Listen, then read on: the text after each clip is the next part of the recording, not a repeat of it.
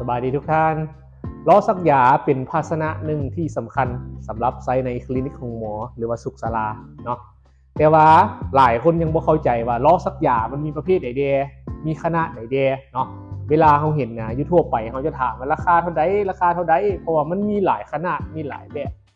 ราคามันจะขึ้นกับขนาดแล้วก็ขึ้นกับเกรดมาตรฐานของวัสดุของมันเนาะมื้อนี้เขาจะมาแนะนำให้เบิ่งตัวนี้เป็นตัวมาตรฐานที่ว่าเป็นสแตนเลสแล้วก็เสื่อมจอดมาทางคันเพราะว่าหลักๆมันมี2แบบเลยแบบที่เสื่อมจอดมาทางคันเป็นคันใหญ่แบบนี้เลยแล้วก็อีกแบบนึงแม่นแบบที่ว่าแยกชิ้นส่วนมาประกอบเอาเนาะตัวนี้เป็นตัวที่ว่าลูกค้าเจาะจงมาเฉพาะว่าอยากได้ตัวสแตนเลสแท้และเสื่อมจอดมาทางคันมี2ลิ้นซับมื้อนี้สิมาให้เบิ่งอันนี้แม่นขนาดอันนี้แม่นขนาดขนาดน้อยสุดเนาะ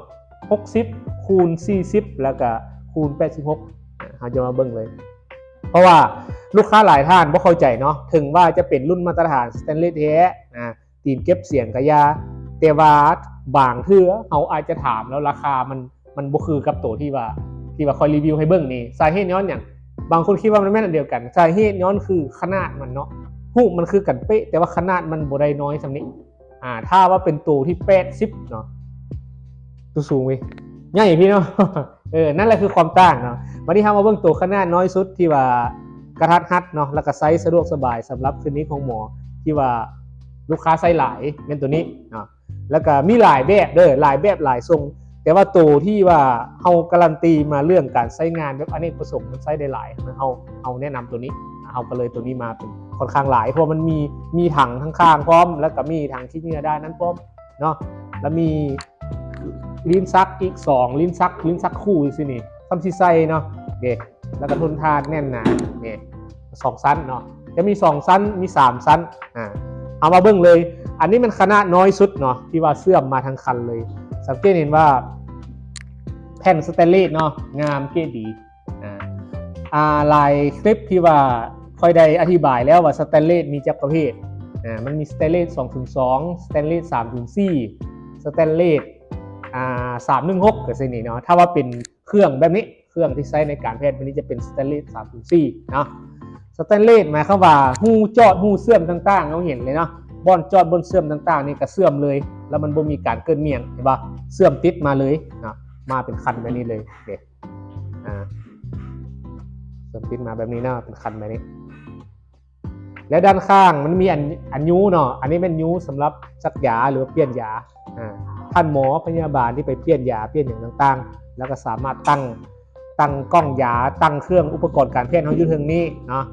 แล้วมีฮาวคันเห็นป่ะฮาวคันจะเป็นฮาวคันคู่แบบนี้ซันทับอิดก็คือกันวันนี้พิเศษรุ่นนี้บางรุ่นเราเห็นเราอาจจะคิดว่าเอ้าคือว่าต่างกันเนาะรุ่นนี้หมายความว่าเกือบว่าเว้าถึงวัสดุเนาะในเกรดที่แบบค่อนข้างดีเลยย้อนว่าถึงว่าจะเป็นล้อนี่ล้อก็จะเป็นล้อเก็บเสียงเห็นป่ะล้อเขาจะเห็นเนี่ยล้อทั่วไปธรรมดานี่มันจะบ่เป็นสีขาวแบบนี้เนาะมันจะเป็นสีฟ้าหรือว่าล้อแข็งๆมันจะบ่เก็บเสียงตัวนี้เป็นล้อเก็บเสียงบางใดเพราะว่ายางมันเป็นยางนิ่มนี่ยิกเข้ารู้สึกว่านิ่มๆเนาะเห็นป่ะล้อเก็บเสียงเวลามันแล่นในพื้นเนาะแล่นตามพื้นกระโหลกนี่มันจะเฮ็ดให้มีเฮ็ดให้แห้งกระทบกับพื้นนี่นะมันมีหน่อยเพราะมันนิ่มนี่มันจะเฮ็ดให้เก็บเสียงได้เห็นป่ะแล้วก็ล็อกได้เนาะบัดนี้เขาจะบอกให้ฟังว่าล้อเก็บเสียงกับล้อธรรมดาแตกต่างกันเท่าใดราคาก็แตกต่างกันเนาะแล้วการใช้งานแตกต่างกันล้อเก็บเสียงเป็นล้อที่แบบว่าใช้สะดวกในโรงหมอใหญ่หรือว่าในคลินิกที่ว่ามีคนเจ็บคนนั้น